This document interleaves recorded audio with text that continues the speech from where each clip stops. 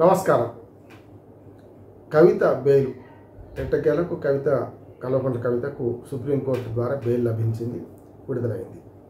ఎన్నాళ్ళలో వేచిన ఉదయంలాగా వారి కుటుంబము, TRS party BRS party నాయకులు, ఇతరత్ర ఆమె అభిమానులు లేకుండా బంధువులు ఆశించినట్టుగానే ఆమె సరిగ్గా 166 రోజులకు బయటకు వచ్చింది. ఆమె బాగా.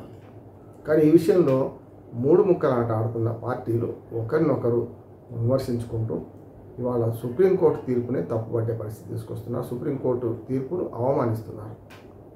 ఎట్లా అంటే కవిత అరెస్ట్ విషయంలో ఆనాటి నుంచి హైడ్రామా నడుస్తుంది. గత 2 ఏళ్ల నుంచి చూస్తున్నాం మనం.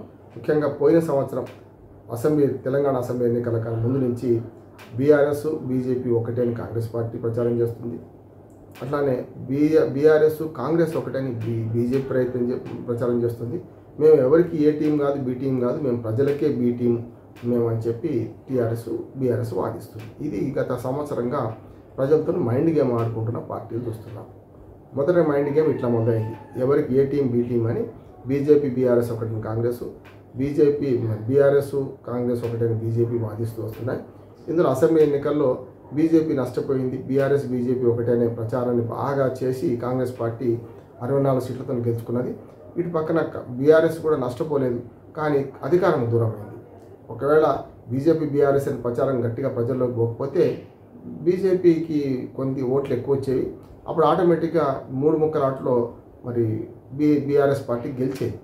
అంటే 60 సీట్లకు పరిమితమైన మ్యాచ్ ఫిగర్కి దగ్గరగా వచ్చేది. లేకపోతే 55-56 సీట్ల కన్నా ఆగిపోయినా కూడా ఎంఐఎం మద్దతుతో ప్రభుత్వం ఏర్పాటు చేసేది. అంటే బీజేపీ బీఆర్ఎస్ ఒకటి అనే ప్రచారం గట్టిగా కాంగ్రెస్ పార్టీ చేయడం. బండి సంజయ్ గారి మాటలు చెప్పాలంటే ఆనాడు ఈ బీఆర్ఎస్ బీజేపీ ఒకటి అని ప్రచారం గట్టిగా చేసుకోగలిగినారు. కానీ కాంగ్రెస్ లాభపడ్డది. మేము కష్టపడ్డాం, బీఆర్ఎస్ తప్పిదాలను బయటపెట్టి గత 4 ఏళ్ళుగా పోరాడినాం, చివరికి ఆ ఫలితం కాంగ్రెస్ దక్కిందని బండి సంజయ్ స్వయంగా అన్నాడు.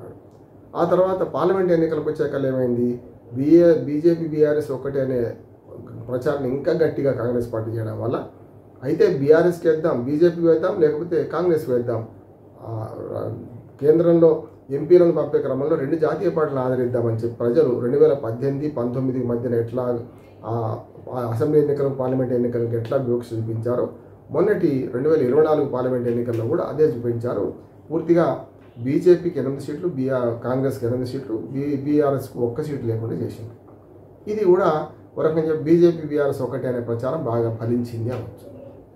డైరెక్ట్ బీఆర్ఎస్కి వేయడం ఏంది, బీజేపీకి డైరెక్ట్ వేస్తే అయిపోద్ది కదా. ఇటు పక్కన అధికార పార్టీ కాంగ్రెస్కి వేస్తే ఇటు పక్కని 2 వర్గాలకు చీలిపోయి మధ్య నా దోనో రాడేంతో తినకు ఫైదా హోతా అనేది వాళ్ళు ఇక్కడ సామెత ఉల్టా అయిపోయి ఇవాళ బీఆర్ఎస్ నష్టపోయింది. ఈ రెండోది. కాంగ్రెస్ పార్టీ అధికారంలోకి వచ్చిన తర్వాత పెద్ద ఎత్తున అప్పటి నుంచి చూస్తున్నాం మనం. ఏదైతే అసెంబ్లీ ఎన్నికలు జరిగిన తర్వాత మొదలు మేడిగడ్డ కుంగిబాటు, ఆ తర్వాత గొర్రెల కుంభకోణం, తర్వాత టెలిఫోన్ ట్యాపింగు, తర్వాత వరుసగా ఇట్లా ఓటెన్కోటి ఏదైతే కుంభకోణాలు బయట తీయడం, దాని ద్వారా బీఆర్ఎస్ను ఇంకా చచ్చిన పామును ఇంకా చంపే ప్రయత్నం ఇటు కాంగ్రెస్ చేస్తున్నది. దానిలో భాగంగానే మళ్ళీ బీజేపీ కూడా ఇటు పక్కన వీళ్ళని విమర్శించుకుంటే కాంగ్రెస్ను ఎదుర్కొనే ప్రయత్నం చేస్తున్నది. ఈ మొత్తం మైండ్ గేమ్ అంతా ప్రజా సమస్యల నుంచి పక్కదారి పట్టించడానికి నాకు అర్థమవుతుంది. ఇప్పుడు ఇంకొక సమస్య ఇప్పుడు ఏమొచ్చిందంటే ఏదైతే కవిత బెయిల్ విషయంలో కూడా బీఆర్ఎస్ బీజేపీ ఒకటే కనుక కవితకు వచ్చే వారం బెయిల్ వస్తుంది చూడండి అని చెప్పి రేవంత్ రెడ్డి గారు ఢిల్లీ కేంద్రంగా ఆ మధ్య ప్రకటించేసి వారం 10 రోజుల క్రితం ఢిల్లీకి వెళ్ళినప్పుడు అది నిజమైంది కదా. నేను ఆనాడే అన్నాను, రైలు వస్తుందా రాదా అనే 2 ఆప్షన్లు ఉన్నప్పుడు నేనొకటి ఎదుటి వాళ్ళు ఒకటి అన్నప్పుడు అయితే వస్తుంది లేకుంటే రాదు, రెండిట్లో. బెయిల్ కూడా అంతే కదా, బెయిల్ వస్తుంది రాదు అనే దానికి 2 ఆప్షన్లు ఉన్నాయి. రావడం ఉంటుంది తప్ప ఇంకోటి మధ్య ఆప్షన్ ఉండదు. కనుక వస్తేనేమో రేవంత్ రెడ్డి నేను చెప్పలేదు అంటాడు, రాకపోతేనేమో చూసినా మేము ఇద్దరం ఒకటి కాదు అని బీజేపీ అంటది. ఇద్దరికి కూడా వాదనలు సరిగ్గా సిద్ధం చేసుకొని ఉన్నారని.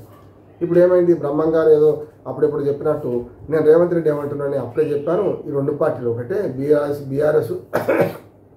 బీఆర్ఎస్ బీజేపీ 2 ఒకటే, కనుక నేను అప్పుడే అన్నానని రేవంత్ రెడ్డి అంటున్నారు.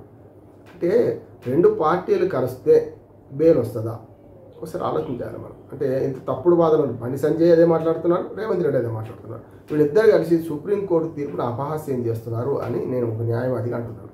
ఎందుకంటే కవితను సమర్థించడం కాదు, బెయిల్ పిటిషన్ కవిత ఇవాళ మొదలు పెట్టుకోలేదు.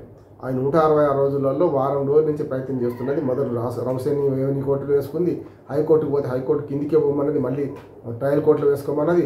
అట్లా 2-3 సార్లు విఫలమైన తర్వాత హైకోర్టుకు పోతే హైకోర్టులో తీర్పు ఏమొచ్చింది, బెయిల్ పిటిషన్ వేస్తే హైకోర్టులో కూడా వాళ్ళు వాదించారు. ఏమని, మేము మహిళ కదా, మనీ లాండరింగ్ కేసులో సెక్షన్ 45 క్లాజ్ 1లో మహిళ కూడా కొన్ని హక్కులు ఉంటాయి, మీరు దయచేసి బెయిల్ ఇవ్వండి, సంసారం, పిల్లలు, పరీక్షలు, అబ్బాయి మనకు మానసికంగా కొడుకు ఇట్లా కుటుంబం చిన్నాభిన్నం అవుతుందని చెప్పి వేస్తే కూడా చదువుకున్న మహిళ కదా, ఆమెకు తెలియదా పర్యవసానాలు అని చదువుకున్న మహిళకి ఇవన్నీ తెలిసినప్పుడు ఎందుకు ఇవ్వాలి అని హైకోర్టు వాదించింది. సరిగ్గా సుప్రీంకోర్టు దాన్ని పట్టుకొని హైకోర్టుకి చివాట్లు పెట్టింది. ఏమనంటే చదువుకున్న మహిళ అయితే బెయిల్ ఇవ్వద్దా, అదొక క్రైటీరియా అవుతుందా, మహిళకు అవకాశం ఉన్నది సెక్షన్ 45 క్లాజ్ 1 మనీ లాండరింగ్ కేసులో కొంతవరకు లీనియంట్ వ్యూ చేసుకోమనంటే దాన్ని అవమానిస్తూ మీరు వ్యాఖ్యలు చేశారు, ఇది కరెక్ట్ కాదని చెప్పి సుప్రీంకోర్టు హైకోర్టు అంటూనే ఢిల్లీ హైకోర్టు అంటూనే సుప్రీంకోర్టు తీర్పులో స్పష్టంగా రాశారు. ఏమని,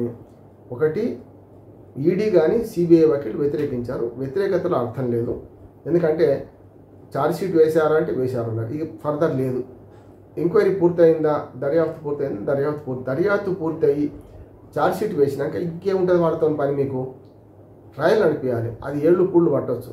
కనుక మీరు ట్రయల్ నడిపించేటప్పుడు నడిపించండి, సాక్షులు పిలవండి, అవసరమైన సాక్ష్యాలు తీసుకోండి, నిందితులు నేరస్తులుగా రుజువు అయితే జైలుకు పోతారు. కానీ ఇప్పుడు ఆమెను జైల్లో ఉంచాల్సిన అవసరం ఏముందని చెప్పి దాన్ని ఒప్పుకొని కవిత వకీళ్ళ వాదనను ఒప్పుకొని ఇప్పుడు ఆ తీర్పు వచ్చింది.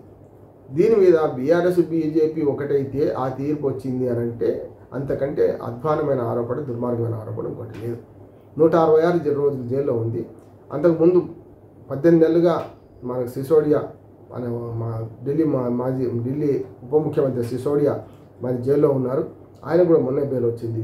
ఇట్లా బెయిల్ల విషయంలో పార్టీలు ఒకటైతే బెయిల్ వస్తాయంటే చిదంబరానికి వచ్చిన బెయిల్, నేషనల్ హెరాల్డ్ కేసులో సోనియా గాంధీకి ప్రశ్నించి కూడా అరెస్ట్ చేయకపోవడానికి, చాలామంది అరెస్ట్ కాకపోవడానికి, అరెస్ట్ అయ్యి బెయిల్ దొరకడానికి ఇవన్నీ కారణాలు వెతికితే కేవలం కోర్టుల వ్యక్తిత్వాన్ని, కోర్టుల యొక్క జడ్జీల వ్యక్తిత్వాన్ని అవమానపరిచినట్టు అవుతుంది. ఓ రకంగా సుమోటోకి తీసుకుంటే సుప్రీంకోర్టు వీళ్ళందరూ తెలుగులో మాట్లాడారు, ఇంగ్లీష్లో మాట్లాడిన దాన్ని తీసుకుంటే వీళ్ళందరినీ కూడా కోర్టు ధిక్కారం కింద లోపడబడేయచ్చు. కనుక బండి సంజయ్ మాట్లాడిన తప్పే, ఇటు పక్కన మనకు రేవంత్ రెడ్డి మాట్లాడిన తప్పే. ఈ రెండింటి మధ్యన బీఆర్ఎస్ వాళ్ళు శ్రేణుపేద్యతన సంబరాలు చేసుకుంటున్నారు. నేను అది కూడా తప్పడుతున్నాను. ఇవాళ కడిగిన ముత్యంలా బయటకు వచ్చింది కవిత అంటున్నారు. కడిగిన ముత్యం కాదు, ఇంకా ఆమె మెడ మీద కత్తి వేలాడుతున్నది. కేవలం బెయిల్ దొరికింది. ఈ బెయిల్ షరతులతో కూడుకున్నది. పాస్పోర్టు సీజ్ చేస్తా అన్నారు, పెట్టుకోమన్నారు పోలీసుల దగ్గర, దాంతోపాటు కోర్టులో డిపాజిట్ చేయమన్నారు, దాంతోపాటు మీరు సాక్షులను ప్రభావితం చేస్తే కూడా బెయిల్ ఆటోమేటిక్గా రద్దు అవుతుందని కూడా హెచ్చరించారు. దాంతోపాటు ఇతర చాలా షరతులు పెట్టారు. ఈ షరతులను లోబడి బెయిల్ వచ్చింది. కానీ రేపు పొద్దున ఆమె నిర్దోషి అని ప్రకటించలే. రౌసేవెన్ని కోర్టులోనే ఈ ఈడీ కేసు ఒకటి ఉంది, సిబిఐ కేసు, రెండిట్లో బెయిల్ లభించింది. కానీ రెండిట్లలో ట్రయల్ ఎదుర్కోవాల్సిందే. సాక్ష్యాధారాలను బట్టి రేపు పొద్దున కవిత నిందితురాలుగా, నేరస్తులుగా రాలుగా మారి తప్పనిసరి మళ్ళీ శిక్ష అనుభవించాల్సిందే. ఒకవేళ నిరపరాధిగా బయటపడితే బయటకు వస్తారు. అందుకని ఇప్పుడు ఏంటంటే ఈ కోర్టు తీర్పు వచ్చేదాకా కాకుండా సంబరాలు చేసుకోవడం, అంబరాన్ని అంటే సంబరాలు చేసుకోవడం, మా కవిత అయిపోయింది మొత్తం కేసే పోయినట్టు సంబరాలు చేసుకోవడం కరెక్ట్ కాదు. అందుకనే ఈ రాజకీయ పార్టీలు ప్రజలతో మైండ్ గేమ్ ఆడుతున్నాయని నా ఉద్దేశం. పూర్తిగా చూస్తే మనకు గత సంవత్సరంగా ఏ టీం బి టీం రాజకీయాలు మాట్లాడుతున్నారు. తర్వాత ఈ మైండ్ గేమ్లో భాగంగానే మనకు ఆరోపణలు ప్రత్యారోపణలు చేసుకుంటారు. ఇవాళ తీవ్రంగా సుప్రీంకోర్టు తీర్పును కూడా తప్పుపట్టి వాళ్ళిద్దరూ కుమ్ముక్కు అవ్వడం వల్లే బెయిల్ వచ్చిందని చెప్తే, కాంగ్రెస్ పార్టీ అభిషేక్ సింఘ్వి కదా మొన్ననే రాజ్యసభకి ఎన్నికయ్యాడు కదా మీ పార్టీ నుంచి, ఆయనే వాదించిండు కదా కవిత కేసు అని ఇటు పక్కన అంటున్నారు. అంటే కాంగ్రెస్ బీఆర్ఎస్ కలిస్తే బెయిల్ వస్తుందా, లేకుంటే బీజేపీ బీఆర్ఎస్ కలిస్తే బెయిల్ వస్తుందా అనే విషయాన్ని అపహాస్యం చేస్తున్నారు కోర్టులను కూడా, కోర్టు పనితీరును కూడా.